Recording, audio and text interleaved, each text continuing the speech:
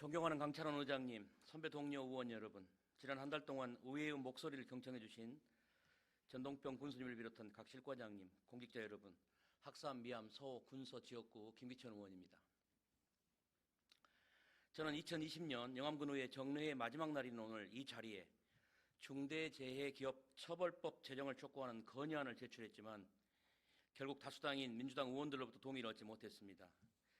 이미 전남도의회가 지난 5월에 건의안을 의결한 이후 전국 각 의회에서 심지어는 국민의힘이 다수를 점한 영남권 의회에서조차 건의안이 채택되고 있는데 민생교역과 노동존중사회를 당 노선으로 채택하고 있는 민주당 의원님들의 반대에 가로막히고 말았습니다.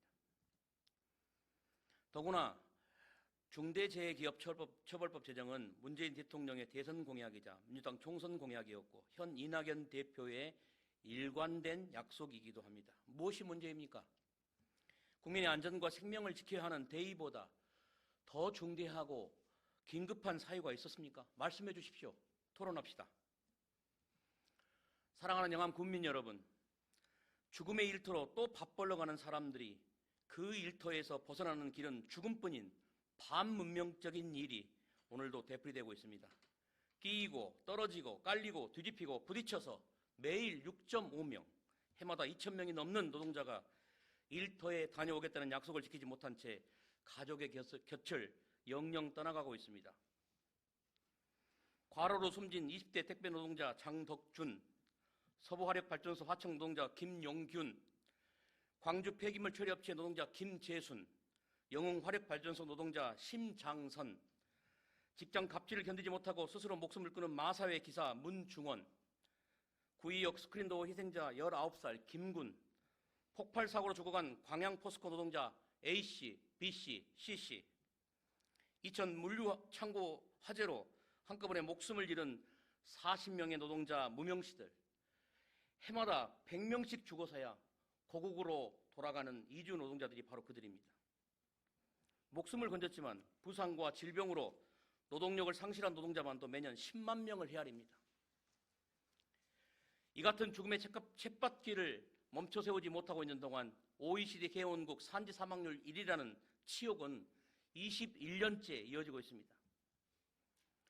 온 나라를 한 해 동안 공포와 불안의 도가니로 몰아넣은 코로나19 사망자가 600명이고 사회적 공분을 불러일으키는 음주운전 사고로 사망하는 사람이 하루에 평균 1명, 연간 360명에 못 미칩니다. 코로나19와 음주운전에 대해 앞을 다투어 법령이 쏟아져 나오고 여론은 들끓지만 해마다 산업 현장에서 노동자 2,000명이 죽어가는 이 반문명 비인간 사회에 대한 침묵은 끝이 보이지 않습니다. 50명 미만 사업장 노동자, 비정규직 노동자, 하청 노동자, 이주 노동자의 목숨은 이토록 가볍고 값싸고 하찮단 말입니까? 현재 산업안전보건법은 허술하기 짝이 없습니다. 40명이 숨진 이천 냉동창고 화재로 인해 기업주가 받은 처벌은 벌금 2천만 원이었고 4명이 죽은 대형마트 질식사고는 벌금 400만 원으로 서둘러 마무리되었습니다. 산업재해로 노동자가 죽어도 사망한 노동자 1인당 평균 벌금이 400만 원인 것이 오늘 대한민국 노동 현장의 민낯입니다.